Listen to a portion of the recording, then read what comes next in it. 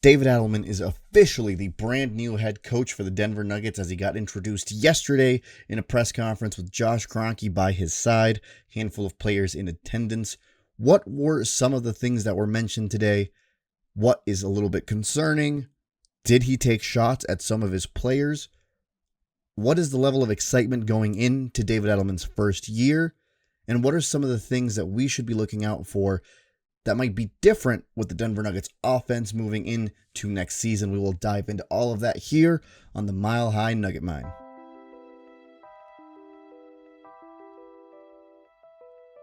How's it going, guys? My name is Alex. I go by 5280 Nugget Mine on Twitter, and I go by Mile High Nugget Mine here on YouTube. It's official. David Adelman got introduced today as the new coach for the Denver Nuggets. After what we all knew was going to be the decision, Josh Kroenke confirmed it in his last press conference. David Adelman, officially the coach, introduced today to everybody. Media asked a lot of questions. I'm basically going to go quote by quote and just kind of go over everything that he said, say it directly, and then kind of interpret it in the way that I heard it. I've heard the interview a couple of times now. First off, I'm going to say that I already knew that David Adelman was good, with the media. He still somehow blew away my expectation this time around as well. I thought he was incredible with the media. The questions that were asked, he answered all of them with a certain level of professionalism, but also like a real person, which I think matters a lot. It wasn't one of those things where you could sense that the answers were formulaic or were given to him by somebody else. These were his genuine opinions, and seeing that from a coach is very reassuring that we have the right guy. Despite how much I may say I hate the Kroenkes for going about their coaching decision the way that they did it, I can't deny that David Adelman has earned this job, and I'm excited to see what he does moving forward. All right, first off, the first question that people asked, and it's on everyone's mind right now, is on player development. Obviously, when Josh Kroenke did his interview, one of the things that stood out with everybody is that the potential for a run back with this current roster is very real, despite how many of us might think that that's not the right option, that we may need to look outside in terms of talent to maybe make this roster a little better. Regardless, if that's the case, what is David Adelman's plan to get these players to a position where they can contribute next year? And he said, quote, "It starts now. We have people in this building that are more than capable to give us what we need." That, of course, being in reference to adding the depth that we are sorely missing. "I don't disagree that there's talent in the room. I don't disagree that it's possible to get these players to a position where they are able to contribute, much like the players are contributing over for Indiana or the players are contributing for Oklahoma City.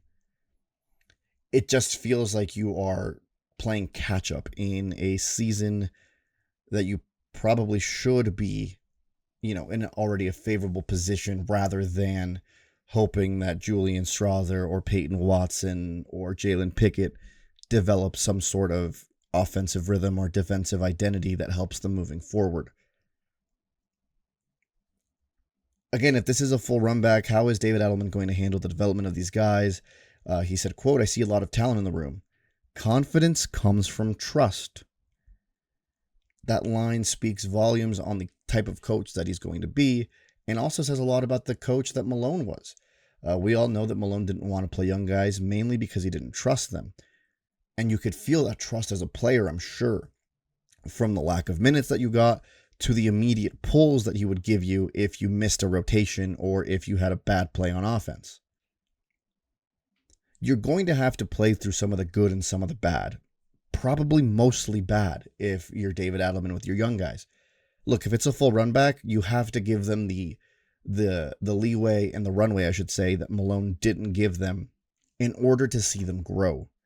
Even if that means you're going to drop a game or two because there was poor execution during the non-Jokic minutes, so be it. At the end of the day, you need to make sure these guys are feeling ready and, most importantly, have confidence, as you hear my cat in the background. Hi, buddy. The joys of living with an animal. Okay, to keep my train of thought going that was briefly halted there. This is going to be a very important season when it comes to getting players ready to contribute in the postseason. Is it possible? The guys here seem to think that it is. It's just going to have to take a little bit of hair pulling from us, the Nuggets fans, and a little bit of just patience. Patience is probably going to be one of the key words when it comes to our bench unit this year, especially if it is that full run back that a lot of us are starting to think is going to happen. David Adelman was then asked about how he plans on making this team his own. He's taking over for somebody else, and I'm sure implementing his ideas during the last 3 games of a regular season and during a playoff push is very difficult. I think one of the most important things that he said is he wants to add defensive variety. Variety was a big word when it came to David Adelman explaining kind of what his vision is for this team moving forward. It was very interesting. He said that adding defensive variety can actually help with the team's overall health. When you play man consistently, I'm sure that is very taxing on a player, rather than when you switch it up and play some zones, add a whole bunch of different ideas. Maybe the players don't have to work as hard or can just kind of focus on their area, thus not having to exert as much energy, and maybe can be a little bit fresher. I've never really thought about playing man being that draining if you do it all the time. But I also know that when this team plays man, it doesn't always work the way we'd like it to. This team notoriously is horrible on defense throughout most of the regular season. Again, going back to variety, now we're going to go to the offensive side of the ball. He thinks that one of the things that the Denver Nuggets struggled with a lot in this year is with their half-court execution. And if you've seen the Denver Nuggets play for essentially all of the rise of Nikola Jokic, they're probably the best half-court execution team that we've seen in a long time. Yet this year there was more of an emphasis on fast breaking, on trying to, get stops and run. And that really does appear to have taken a toll on some of the execution late in games. Now, is it also that teams have kind of figured out how to play the two-man game because there is the lack of variety that David Adelman's referring to?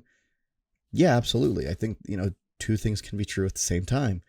The Denver Nuggets slipped away from playing their half-court style of basketball in favor of a fast break style.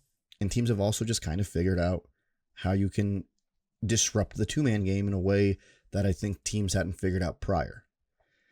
A nice way to kind of put a bow or kind of explain the way that David Adelman's going to go about this is he wants slow, efficient, and clean offense.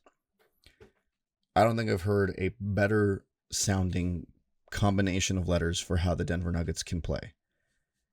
Look, save what the Pacers are doing right now, it's very difficult to be a fast-breaking, effective team in the playoffs. So slow, efficient, and clean sounds beautiful, especially if they can master or get back to where they were prior in terms of their half-court execution. Now we're going to go back to the bench. They continue to ask a player about the player development because it is such an important thing. Maybe that wouldn't have been such a area of emphasis if it wasn't for what Kroenke said a week prior. But he said what he said, and now we have to worry or wonder what is his game plan in real game situations to let his players grow. And David Adelman said he's going to let his players grow in the regular season. To grow into a role, you need to earn a role, is what David Adelman said. That is a direct quote. That speaks volumes on who he is as a coach, but also is a very interesting way to say that some guys out there had no idea what they were supposed to be doing out there. And it was pretty evident in some of the Jalen Pickett minutes where he felt very, at least in the playoffs, the few minutes he got, he was very shy. He didn't know what he was supposed to be doing, how he was supposed to run the offense, where he was supposed to stand. Things like that are things that you do during the regular season so that when it comes to a playoff situation, you go, okay, this is what's expected of me. This is what was expected of me all year. Why would it change right now? No one has earned a role. Maybe Peyton Watson has earned a role as a defensive stopper, but if that's all he's known for, or if that's all he's supposed to do, does that limit or, kind of put a cap to his ceiling? Potentially. Julian Strawther's supposed to be a three-point specialist. Does that cap him, or are we keeping him away from maybe being a potential playmaker or someone who's actually really good in zone defense. If you give him the right, philosophies and coverages, he's actually pretty good at covering space. Things like that we just don't know because these players never got an opportunity to earn that role and then have that sit in with the coach to say, hey, here's what you're doing well. Here's what we think you can do moving forward. I think that if the run back is for sure happening, and I'm starting to feel more and more inclined to believe that it's going to, one of the big things we'll see this next season is this bench mob just really growing into and understanding what it takes to be an effective role player in the NBA. And if they can take that next step, listen, this team took the Oklahoma City Thunder to 7. I'm going to talk about it at the end here at the end of this video. I really am starting to rethink how I saw this team. And I know it's crazy to say like, oh, it's just one team that did okay against another team. Maybe it's just the excellence of Nikola Jokic, but I'm really starting to reevaluate what some of these pieces can do if we give them time. He kind of then also alluded to something that we all are worried about is if we're going to go into this player development, mode for the regular season, how on earth do we plan on balancing the development but also winning? Because a top 6 seed in the West really matters. You do not want to be in the play-in. That's just 2 extra do or die games, or if you win the one, it's just 1 extra do or die game. But some really good teams end up down there. I'm not saying that the Golden State Warriors were going to be world beaters last year, but that was a pretty good team that was in the play-in. Do you want to, have a do or die against them in a play-in situation? I don't know if you do. And it's nice to hear maintaining top 6 rather than we want to be 1, we want to be 2. Look, if that happens, that's great. But not having to overexert yourself to get the 1 seed or the 2 seed like you did 2 years ago that led to you being tired might be a good mental shift for the players to not feel the need to really burn themselves out the last week of a season. He said, quote, "I want to see progression, but I also want to win." I think that's a good mindset. Look, can we have our cake and eat it too? The past couple of years, we haven't been able to. With David Adelman, things could be different. The next question that he was asked, I thought was very curious too. Look, we all know this is an 82-game season. However, we do not always have 82-game players. So how does he plan on keeping his players focused? The person that asked the question basically said, like, during the playoffs, it's not hard to keep your players motivated. It's the playoffs. What lessons can you take from what you've learned in your playoff run to then implement next season? And he said, David Adelman said, quote, "We lost game 7 in the second round again. I will remind them of that." It's to say that, listen, we have a standard to keep here. We have for several years. And we've fallen short in a game 7 situation in the past 2 years in the second round. If that's not enough to make you go, we're better than that, perhaps you shouldn't be on the floor. And David Adelman says that one of the things he's going to keep from what he did in his playoff push and the last couple of games is the players who are playing very well and the players who are playing hard are probably going to be the ones that close out a game and going to be the ones that are playing in games. Players right now under David Adelman, you're going to have to play. There is no favoritism. There is no, this is my guy, so he's going to get the last 4 minutes of a game. That might ruffle some feathers, but I don't see how that's a problem. If you're not playing well and you want your team to win, sit on the bench. Watch and then get better. I know that Malone babied some of them. He's not here anymore. And that's one of the things that I think will really benefit this team moving forward. Just in terms of, I don't want to say trimming the fat, but kind of getting players on board. I think people need to, get in line or get out of it. So we'll see. But I thought that was a very interesting question that was asked and a very good response from David Adelman. We go to our first question that was asked to Josh Kroenke.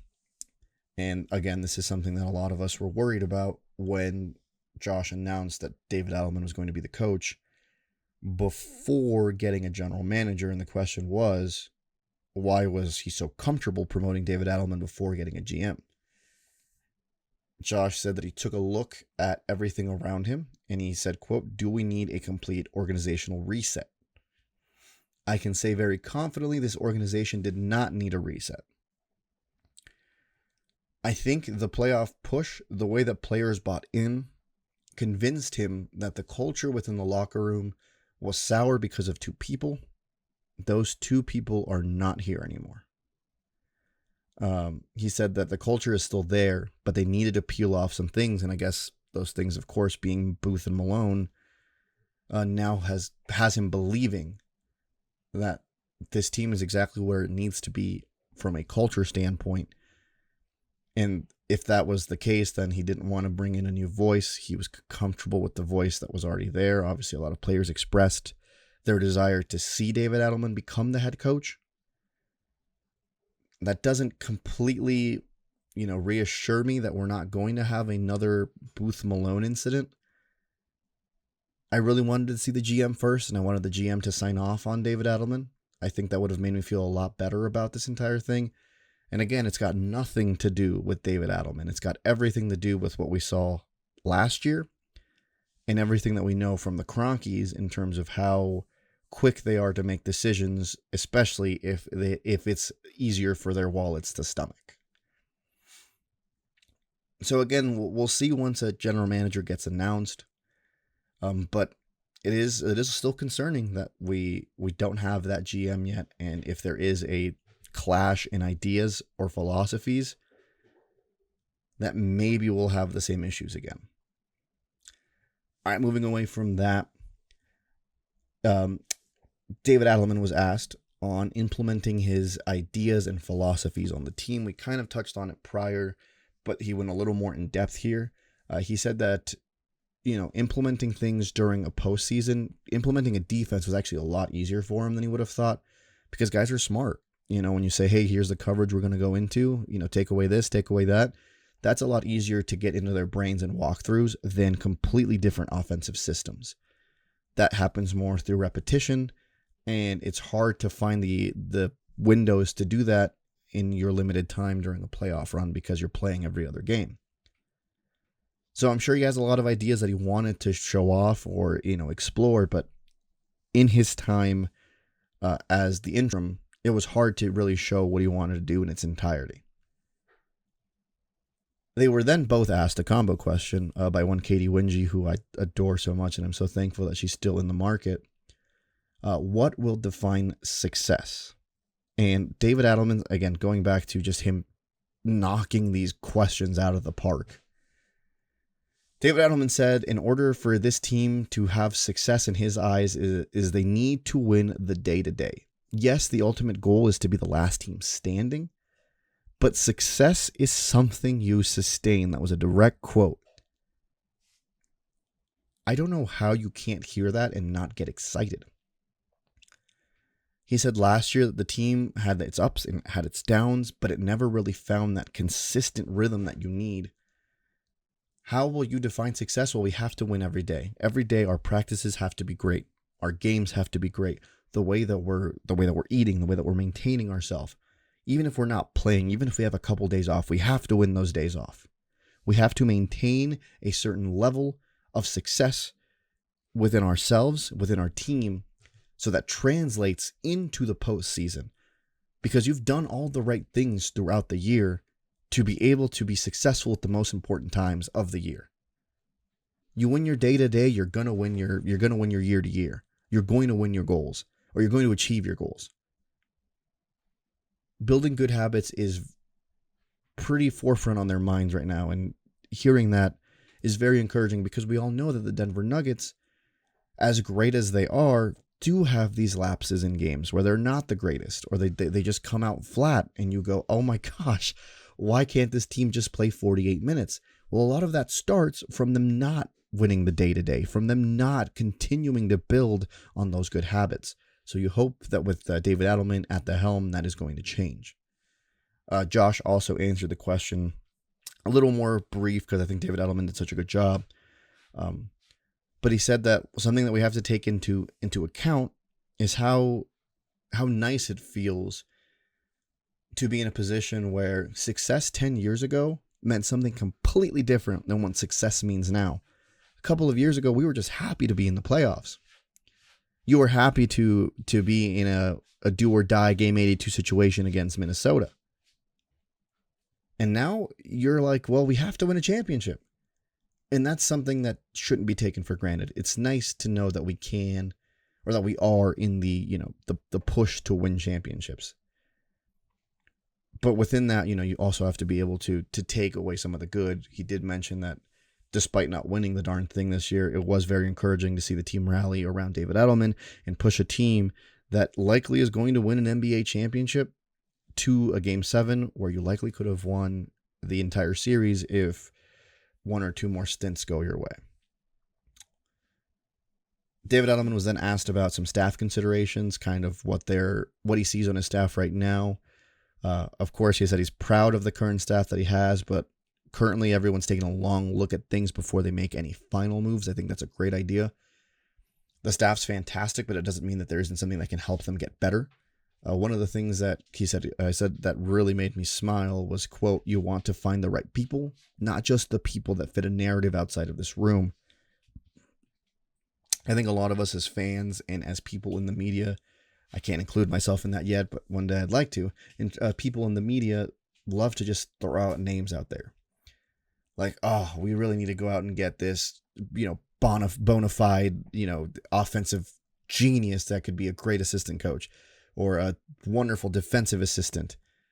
Even in the realm of GMs, people go, oh, we need to go get an aggressive GM like Bob Meyer. That will change the landscape here in Denver. That is something that fits a narrative outside of the room. I don't have like a coaching name in mind that would fit either one of those bills, but the point stands that sometimes we love to just throw off, these names in terms of like a fantasy situation where, oh, if we got this guy, it would be so good. But that isn't always the right call. What's more important is finding the right people that fit within the room. So I thought that was a great response from him as well. Again, we kind of went right back to the GM question. Josh gave his flowers to Ben Tenzer, who he thinks has been doing a great job. David Adelman echoes those sentiments as well. But I do find it interesting that this is now the second the second press conference within a week, and we still are yet to get the official GM announcement. The way that the Kroenkes roll, I would have imagined that they would have already said it by now if Ben Tenzer was the guy. And maybe this is just me being hopeful.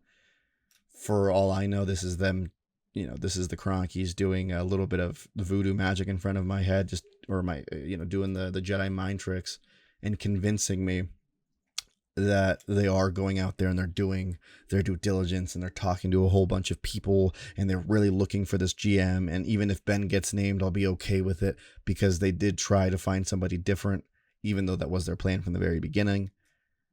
Long-winded to say, I'm shocked that Ben hasn't been named the GM, but I could just be getting bamboozled. Now, the question that was asked more in detail was if Josh plans on involving David Adelman at all with the GM decision. Josh didn't completely dismiss it, but kind of said that, yeah, he'll be involved, but it's probably going to be brief. It's, again, that's a little concerning because we had a really bad fallout between the GM and coach before. But then David Adelman said that he trusts what Josh will do, and he says that he can work with anyone in the NBA because, look, it's the NBA. You're not going to work with your best friends every single day. Again, great response from David Adelman. We stay a little worried about what the future at GM holds, even though I want to believe it's not going to be Ben Tenzer. Not to say that he won't do a good job, just I don't want the Kroenkes to take the easy and cheap way out again. Okay, I don't know who asked this question, and I really should check who's asking what. There's certain questions out there that get asked, and you just expect someone to not answer it.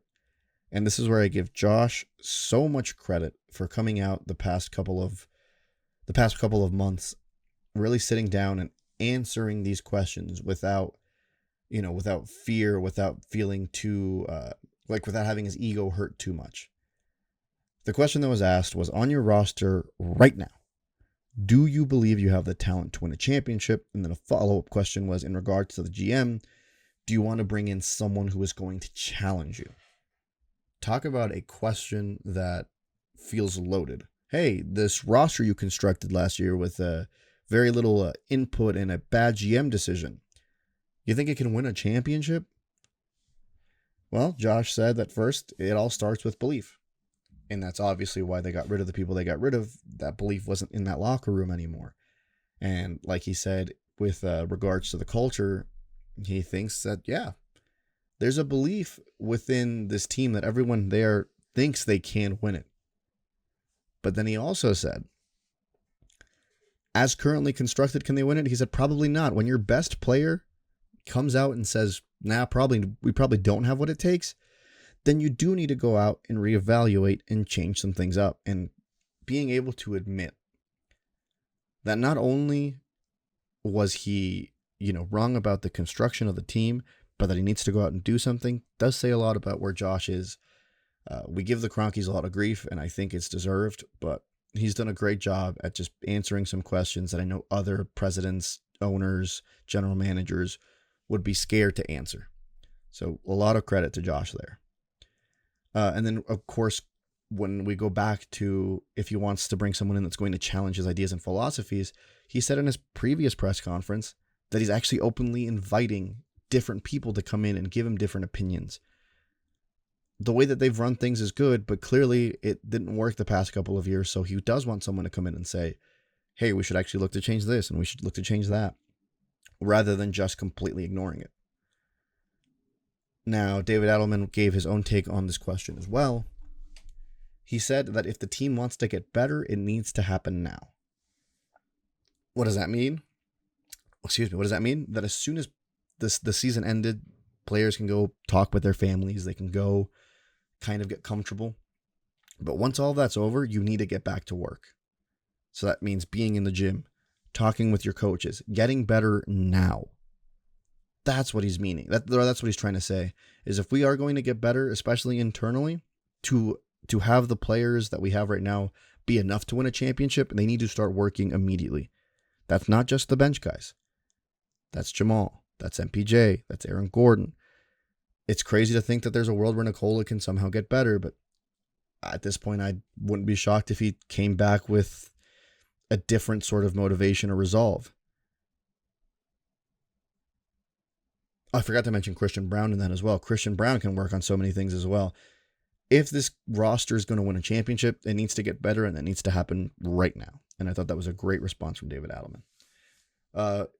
In reference to the previous press conference that Josh Kroenke held, he had made a note or a reference that he was looking at getting a firm or an outside firm to consult with about potentially hiring a new GM.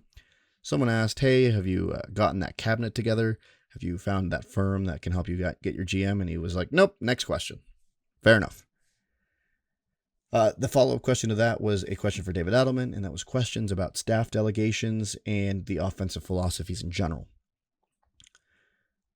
This is probably my favorite response and gives the most insight for what David Adelman might want to do on the offensive side of the basketball. He said, quote, you have to always be changing with the game. The players who we have coming back, we have certain things that we run for them. We have to come back with different ideas. And that comes from different voices. I have to be willing to listen to outside opinions. It's different for me. It was my opinion before being given to someone else. And while the delegations, they'll come as the staff is formed. I mean, it's a perfect response. This game is forever changing. A couple years ago, the Denver Nuggets thought they cracked the code. A lot of us here in Denver were like, holy crap, this team's going to go on and be a dynasty. How are they going to stop what we have here? Well, a year later, you're starting to see more longer wings affect players. You're starting to see more of a shift into aggressive defenses being effective. Well, that's not what we have here in Denver. Surely that won't stop us. And it has. We have to come back with different ideas. And I think that says a lot about how he's looking to add that variety. Maybe it's not just a two-man game with Nikola and Jamal. Maybe you're trying to get more plays for Michael Porter Jr. Maybe you're working on inverted pick and rolls with other players. You're trying to find ways to involve other people. As I've said in some of my previous videos, the two-man game was kind of as great as it's been in the playoffs against Oklahoma City specifically. Kind of was a detriment to what Denver wanted to do, simply because it was the same thing over and over again, and they would just sell out on Oklahoma would sell out on what they knew Denver wanted to do, mainly because they had nothing else to do. And that's got a lot to do with them just not having those different ideas or that variety in the offense. How much more difficult does this team become to guard if all of a sudden you have to worry about a slip screen from Aaron Gordon or a screen from Michael Porter Jr. to pick and pop with Nikola Jokic? Those are things that we haven't seen before. You've seen a couple of handoffs to MPJ here and there, but it's never done in a way to give him options or a wide open shot. It's exciting to hear that we want to try different things. It's a little discouraging to hear him say that, there's ideas that have to come from different voices, and then him going on to say that before he had ideas that he was giving to Malone, and it seems like those ideas were often not getting implemented the way that we would have liked to have seen them. It's nice to hear that he is willing to listen to outside voices, because we all know Malone was very stubborn. You're not always going to have the fix or the best idea to solve a defense. So you want to listen to other people. And it probably isn't just his coaching staff. I'd imagine it's also his players. I'd imagine it might be whoever the GM that comes in might be. There's a lot of things that you can look at and go, this could be better on the offense. This could be better on the offense. David Adelman has recognized that, and as being what was the quote offensive coordinator before, I'm excited to see what things he's going to implement to all of a sudden, I can't say metamorphosize the Denver Nuggets. I feel like they've gone through their metamorphosis. This is a reawakening of sorts, a stat change, if you will. And it's very exciting to see what's going to happen. Now, here is another one of those, you talk about bulletin board material, or you talk about, hot button quotes that get brought up on every sports media show. David Adelman was asked if he is content or satisfied with the way that his players were able to maintain themselves this season, in terms of health, going into the regular season and also in the playoff push. This is another one of those quotes that makes you go, man, David Adelman's a real one. Because you would expect him to say something along the lines of yeah, we could probably do better, but I'm happy with the way that our players, came into the season. We'll look to get a little luckier with health next year. Something very formulaic, something that won't divide a locker room. That's not David Adelman's style, apparently. For someone that I thought was pretty soft-spoken, he kind of came in with the heat.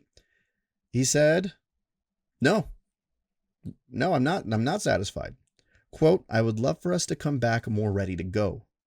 He said that the players can do a better job maintaining themselves and being more prepared to start this season. I think Denver started 13-6 last year. I mean, we're all looking at the same player, aren't we? None of us want to say it, but I'll say it. You can't hear that quote and not think he's talking about Jamal Murray. Jamal Murray, I believe, came into the season a little out of shape. And every year he's come into seasons not fully engaged, not completely locked in. We talk about some players not being 82-game players. Jamal Murray is the prime example of that. I'd love to call him a 42-game player, but sometimes he doesn't even give you that.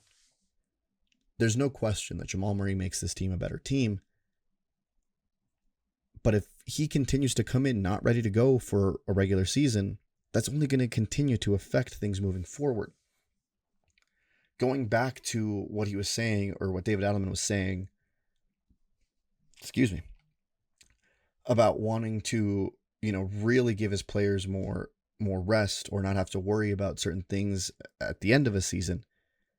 It starts at the beginning. If you come out with the right mindset, if you come out ready to go from the jump, you might be in a position where you've locked the 2 or 3 seed with 6 games to go, something like that. Similar to what happened during your championship run. there was like 8 games left, and there was, unless something magical happened, no way that Denver was going to lose the 1 seed. So that's where we started seeing that slip where players weren't playing as hard. They didn't play as many minutes. They were losing games left and right. But it didn't matter because the 1 seed was locked. And players got to rest and really come into the postseason ready to go. That can happen again if you start the year correctly. If you are in shape, if you've maintained yourself correctly during the offseason, if you've done everything that the coaches have asked you to do and then some to be the best version of yourself for as close to 82 games as possible. Talk about a banger of a quote. I love to hear that from David Adelman, and I hope some players took that to heart. I know Jamal was in the audience when he answered that question. I don't think he was staring at him, but he might as well have been. And look, it's not just Jamal Murray. Like Nikola Jokic, last year's kind of an exception because he came in and he basically had to win the Denver Nuggets as many games as he won them early. He came in with an aggression, not because he wanted to, but because he needed to, because no one else was there for him.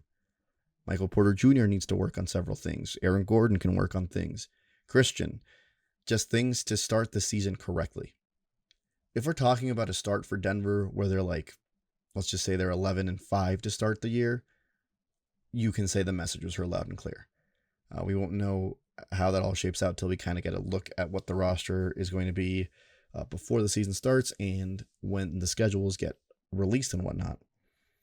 But it's very exciting to hear, I'm going to keep using the word, it's very exciting to hear that David Adelman is not afraid to challenge his players that in this kind of manner rather than, using the cookie cutter response. Almost done with the questions here. I told you we'd go one by one. He was asked about the rotation. Again, another one of those things that comes up all the time. What is his ideal for the rotation? How many players does he want to play? Of course, he said a 9-man rotation is ideal, but that's hard to make happen. Some years it's 7, some years it's 8. It really just is, again, one of those things that whoever's playing well, because congratulations, you've earned yourself minutes. If you're playing poorly, you're on the bench. The rotation probably isn't going to be as easy to know until we kind of get the finalized roster. But it is encouraging, again, to know that David Adelman wants to at least go to nine players. If you have a 9-man rotation, your players get to rest. And if you start off on the right foot, they can rest even more. I think this was a question that was asked by Adam Mares from DNVR. There's holes on this team. He asked them both, what does the team need to get better? What are you looking for to add? David Adelman responded that honestly, the only thing that they're really looking for is consistent shooting. It's such an obvious response, but he's right. You win game 6 here at home against Oklahoma City because one of your players just gave you a crazy shooting night. But you only got that here and there. He then went on to say that what they're really looking for is a confident shooter that can make big shots. Making big shots matters to him more than a percentage. Can you consistently hit those shots when they matter? That comes through repetition and confidence, going back to him needing to play these young guys in different spots so they know what it feels like to hit big shots over and over again. Even if they miss, most of their shots, if they're like a 29-30% three-point shooter, but they've learned how to make those big shots in very important moments, then he would feel like that. He would feel like we're winning. So yeah, it's not just shot making, it's making big shots in big moments. So the experience factor of letting these guys play during the regular season may matter more to him than anything else. And, the question was asked more or less on, is there any free agent targets or team, people outside of the building that you might want to add? Consistent shooting probably lets, Josh know if we're going to be looking, we probably want to get a couple of good shooters. Again, that's something that Denver's needed for a long time, but it's been hard for them to find it consistently. Consistency. All right, the last question that was asked of him was how it felt to have his players advocating for him. Look, I'm sure it feels fantastic whenever other people in your job say, yeah, that's the guy that we want on this project. Or that's someone that I can trust at all times to get to take care of this and to take care of that. So of course he said it means a lot, but what mattered more to him was that the players were able to buy in to what they were doing, especially at the time of year that came about. It wasn't just, oh yeah, I'm thrilled I'm the coach. He was like, no, I'm more excited that my message got to them and they bought into that message. So it's very encouraging for him the way that they are responding, and that can only mean good things moving forward. David Adelman is the right guy for this job. The players wanted to play for him, and I think he's going to do an incredible job. I really do. Level of excitement, it's through the roof. Really, like I'm just blown away by how amazing of a job he did answering these questions. Every single question felt authentic, or every answer, I should say, felt authentic. He was not afraid to answer some of the more difficult questions, and he really did challenge some players with some of his answers. This is going to be one of those off seasons that we might be talking about for a long time, because things are going to change. And it sounds like things might be changing for the better. There's so many people on this team that can contribute, but it feels like a lot of those players never had the belief in themselves or the confidence in themselves that they could go out there and do it. Well, with David Adelman, it's possible. Yeah, but to wrap it up, because I've probably already gone over what I should be going, I'm very excited for the David Adelman era. I was encouraged when he got announced last week, but now after hearing him go through this entire press conference, I am even more excited than I could possibly be.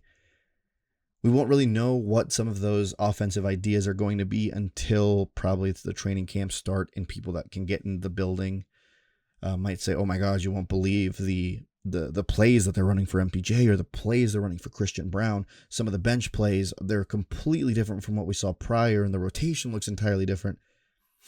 We won't know any of that until, training camp starts and we get to see a couple of preseason games. But there's real change coming.